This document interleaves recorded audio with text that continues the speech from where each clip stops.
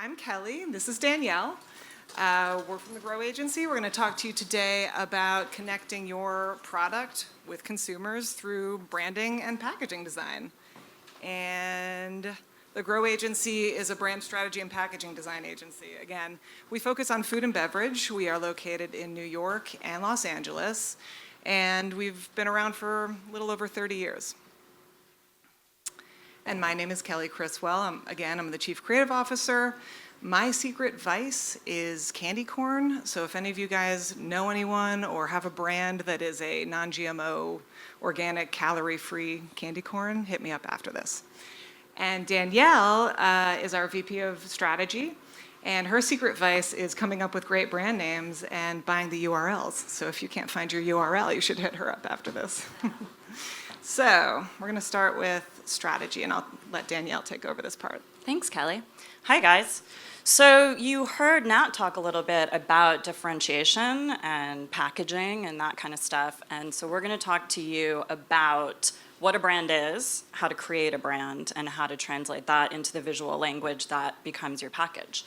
So the intersection of what your product does and says with how your product makes people feel is your brand. The purpose of that brand is to connect your product to consumer needs and emotions in a really competitive market, right? So essentially, the point of your brand is to evoke a feeling in your target consumer.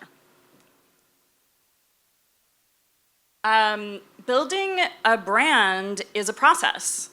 You have to make a lot of choices. It's really important to know who you're targeting.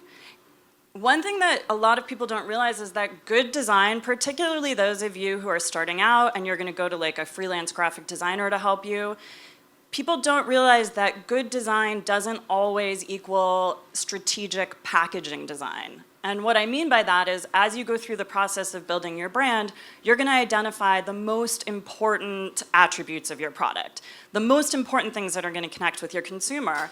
And if you haven't done that and you hand your product off to a designer to create your design just based on what you like aesthetically, it's not going to be targeted packaging design. It's not going to hit your target consumer in the same way, right? So good design does not equal strategic packaging design. And it's important that you have a brand strategy in place to inform that visual language, because that's what makes that visual language super, super effective. The value of doing the branding is really in distilling your message and focusing your personality so it's very connective with your target, and understanding exactly what you want to elevate through your brand, what message you want to communicate.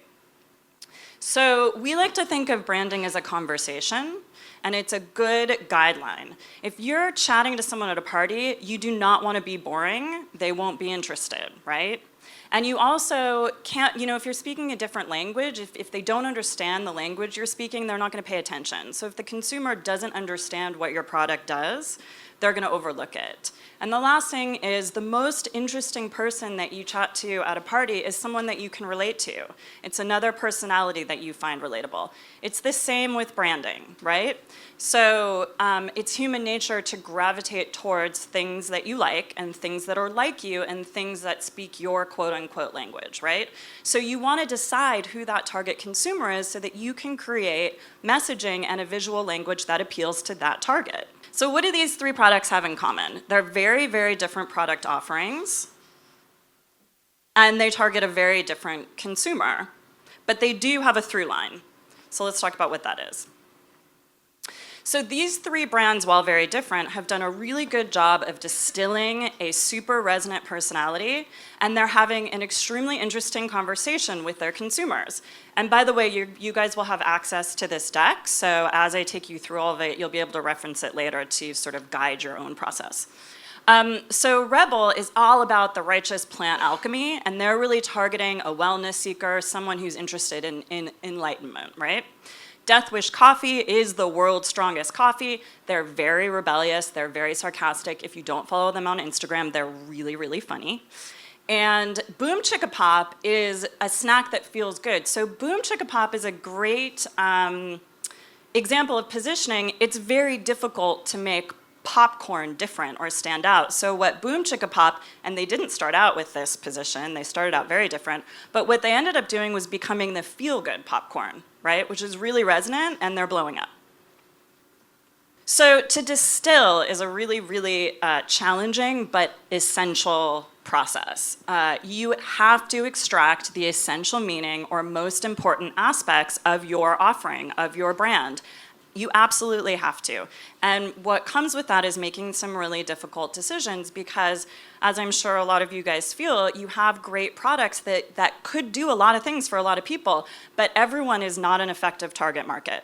It really isn't. So you have to make tricky choices and really bubble up the things that are going to be most connective to the target market.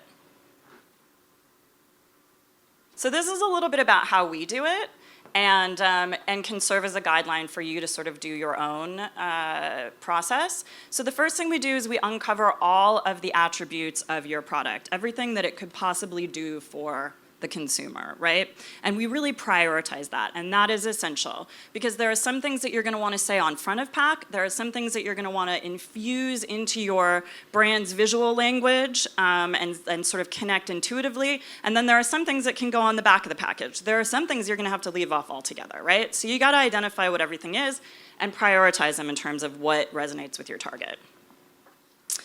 The next thing we do is we build a brand promise. Your brand has to promise the consumer something. You're dealing with some really savvy consumers, and in today's market, people really want to buy products that resonate with their values.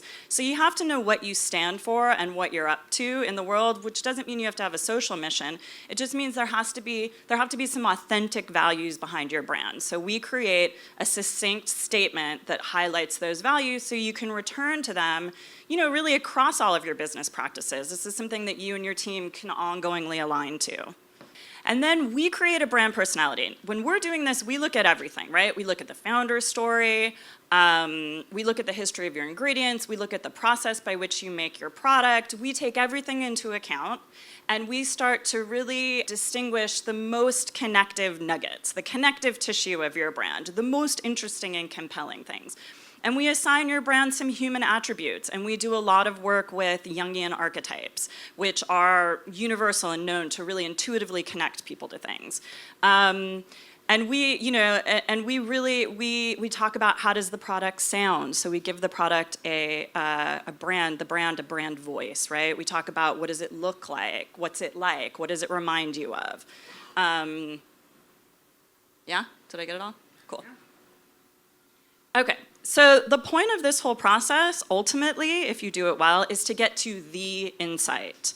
You have to really be able to digest this and sort of embody it in the messaging and the design around your brand. So you want to get to the message. And what it is it's one super succinct statement that really encompasses all of these layers and can very, very quickly communicate what your unique position is, what your unique brand proposition is, your unique personality and value. So we do this process, and then we partner with the design team, and the design team translates that into the visual language that then becomes your packaging design. So with that, I'm turning it over to Kelly to talk to you about the design part of this. Thank you. So this is the other part of what we do. It's packaging design. Consumers make buying decisions in 7 seconds or less. So that means your packaging has to work really hard to influence that decision. So we look at the buying environment and where that overlaps with the brand strategy, and we consider that packaging strategy. So I'm going to take you through a little bit of what that means. And first, we're just going to talk about how great packaging can make connections with your consumer, some kind of top-line stuff. These are what I think are the 5 great elements of packaging design. The first thing is that it should visually communicate the brand positioning, so that the insight that you've uncovered from your strategy, that should be the first thing that it communicates. It should immediately and intuitively differentiate your brand. So what's different? Why should I buy it? Why should consumers care? It should communicate taste appeal and or functional benefits. Should create an emotional connection with the target consumer, which we've been talking about a lot. And if you do all of those things really well, it will guide consumer purchase decision quickly. So what does that mean? I'm going to show you some examples of great strategic packaging in action and kind of break down some of those strategies that were used. So here's the first example. This is Pacific Gold Reserve. This is a really premium craft flavor-forward product. They came to us with a package that was not working for them. It was doing a lot. They were trying to do, they've got that saying, you can't do everything well, or, So they were trying to do everything, and they were doing it all kind of mediocre.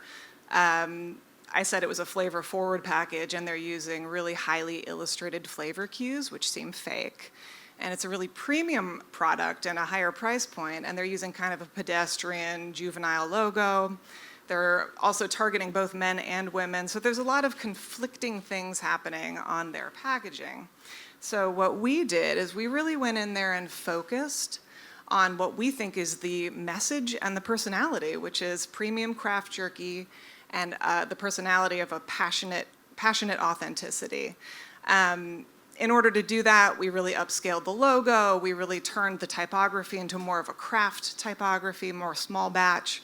We use photography instead of illustration, and totally changed the kind of color and feeling tone to target men, who's the earliest adopter of this product.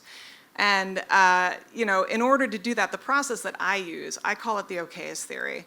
All of you guys have products that do a lot of things, right? You have a lot of claims you could make. You have a lot of things that you do, this product included. And you have to really look at what's my brand mission, who am I targeting, what are my values, and pick out the things to really, really focus on, right?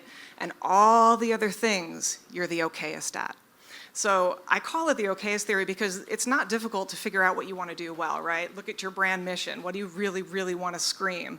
The difficulty is making those really hard decisions. What am I going to let go of? What am I going to leave to the back of the pack? Or what am I going to leave to in this case, the bottom of the pack? All those natural claims are still there, but they're really quiet so that we can really get a focused package. And they were able to launch 2 sublines within that first year, very successful line.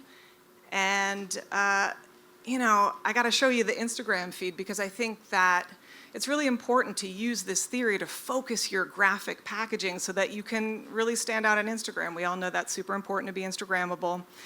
Their engagements went up 660% that year when they did the redesign. Here's another example. Schulstad is a heritage brand. They've been around a long time. It's a European bread bakery brand. And they wanted to launch a take and bake bread in the US, and they wanted to launch it in the bakery section of traditional retail, grocery. And so we focused their package on the union of artisan craft and modern expertise, and the personality is kind of a quirky traditionalist. And we achieved that by using this old illustration of the founder and kind of interplaying that with some quirky design elements, some really breakthrough typography to kind of give it that modern yet heritage feeling. And the way we came to that was by taking a look at the environment. I mentioned that before. Look at the buying environment and see how you can stand out. The bakery section of grocery is brown paper bags, super subtle branding, very, very quiet. And so in order to stand out and really break through in that space, we did something very disruptive. Here's a beverage example, Solom Agua Fresca. Solom is a great brand. They're out of Mexico. They wanted to launch an agua fresca in the US, but they didn't want to be perceived as like that sugar water kind of fruit drink thing. They really wanted to be like a modern wellness brand. They've got functional benefits. So in order to achieve that, we created a brand story and a brand personality to really leverage this, this look. So we came up with a story about this Aztec water god who's the god of earthly fertility and wellness. And we hinged the personality all around this god. So it's still about authentic hydration and functional benefits, but the jubilant, soulful creator is this personality. And I wanted to point this one out especially because fiber and probiotics are still a big differentiator of this brand. We've got it really big on the side. But in order to get the shopper to pick this package up and say, what is this thing? We really hinged the main element of this package around the personality. So really you want the shopper to say, what is this? This is different. Pick it up, look at the back, read the beautiful story, read the great claims that you have, because you can't say that all on the front. So you really have to make some noise to get the shopper to pick it up. And here's all the flavors. And here's another example in beverage. It's Simple Life. This is a CBD-infused line of teas and waters. So it's a brand that's really about simplifying modern life. It's about achieving a sense of wellness and balance. And their old packaging, it's medicinal, it's informational, it's very serious. It doesn't really speak to anything in particular. And so we created this, this feeling tone, really. It's all about good vibes for the modern day. It's about this feeling of peaceful seeker. You should get a feeling of respite and balance and calm and ease from this visual language that we created. And I think it's important that you use a really clear hierarchy. You want to be able to tell the difference between flavors, and you want to really guide the shopper through the communication on the front of the pack in a certain order, and you want them to understand what's the difference between this product and this product.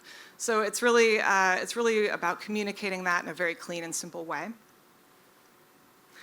And I'm gonna talk about Annie's a little bit. So Annie's, I love, love, love this brand. We buy it every week. It's a great brand. It's a strong brand.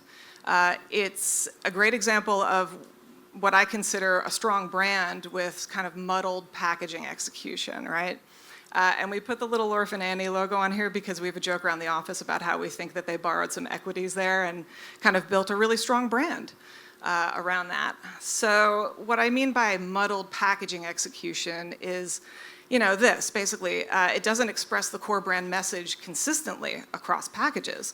It's an example of maybe a brand getting diluted as they continue to launch more SKUs. So there's no real strong ownability on shelf. I could look at this very quickly and think it's a lot of different brands. They don't have strong brand blocking or strong color blocking. And I'm not saying you shouldn't change the color of your package from SKU to SKU. You totally can, as long as there's a strong, consistent visual element to carry you through and bring the brand together. There's also no great system for shoppability. I mean, good luck finding the gluten-free SKU in this, right? So we don't usually do this, but a couple days before we came out here, we said, all right, let's try this. Let's put together what we would do for Annie's. So if you're here from Annie's, you did not miss a memo. We totally just did this for fun and as a visual example of what we've been talking about this whole time, right? So here's what we would do for Annie's. We would focus on the message and the personality of the brand, right? So made with goodness is what I think is the message of this brand. When I think of Annie's, I think everything inside of it is made with goodness. And the quirky caregiver. So, we really cleaned up the package and took all of the information that's everywhere and put it in this maybe like hand-done label. Maybe Mama Annie slapped it on there herself, But the idea is to really kind of clean up the clutter, get straight to the point. What is this thing? And of course, we couldn't resist saying, okay, all right, so on one flavor, what does it look like across the different lines? What does vegan look like? What does grass-fed look like? What does gluten-free look like? Because we do think it's really important to help the shopper navigate that shelf set and see, which one they want to buy. And another really important thing for big brands to understand when they're redesigning is don't confuse the shopper, stick with the same colors that you're used to sticking with, and don't alienate your loyal consumer. I know if I came home, I buy that purple box, 2 of them a week for my kids, and if I came home with that purple box and I had a different flavor inside, it would be mutiny. So, it's very important to keep those loyal fans engaged. And, just an example of how we would go about that. All of this was really how we go about this process. So can't wait to answer questions and help you guys figure out your process. And I think that's it. I hope we left time for questions. Yep, we do.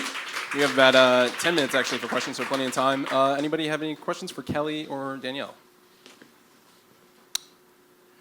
Anybody, any questions? We I have a answered question everything actually, already. just following up on something that Nat said, talking about sort of trying out stuff and iterating sort of as you go. Is that something that applies also for package design? Can you sort of go with something that's okay and incrementally make changes, or is that not a good strategy? Yeah, I mean, listen, everybody has a different strategy, but for smaller brands, it's definitely a lot more possible than like for Annie's, right? So yes, and get feedback, right? do something, get feedback. If you're on e-com, you can get feedback really easily from or via social media, right? So get feedback and iterate. Maybe you have something to add. No, I agree. I mean, it can be costly. There can be pitfalls. You have to be aware of that. I think it's really important to be strategic when you're developing the visual language for your packaging, even if that just means you sitting down with a pen and pad and sort of figuring out exactly what you want to focus on. But I think all good, I joke that a brand isn't something you establish and then just let sit there to age. You have to constantly be looking at it and iterating, and we do the same. Hi. A bit related to what you just said, I was wondering, in your view, what's the best moment for a startup to come to you and ask for advice? Because usually startups don't necessarily have the means to pay for these kind of services. So how does it usually work, and what would you recommend? That's a great question, and I will first say that we are here, and you can come ask us for advice for free because we are here. But I'll let Danielle elaborate. Yeah, so there is no usual way. So sometimes we do engage with startups. Sometimes it is just totally out of the question to engage with an agency like ours. But I do think that as early as you have a product, you should start thinking about your brand strategy. And one of the reasons that we come and speak at this kind of event is so that we can connect with all of you guys and support you and provide you with advice and feedback. And in addition, and it's a little early to announce this, but we are always looking at that issue, and we're trying to develop some products that will support you guys in finding resources that are more available, more affordable, and help walk you through the process of your own brand strategy. But we're here, we're available, we're handing out cards, contact us anytime. We're big on relationship building and staying in touch. We learn from you as you learn from us. In the back, I'll be right there.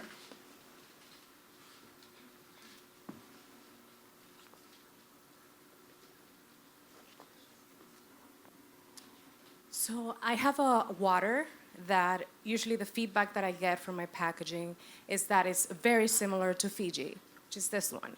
What do you do in that case? Do you start from scratch, or do you just tweak a little thing so you just try to convince the customers that no, I'm not that brand that you're actually telling me that I am. I'm totally different. So in that case, what would you do?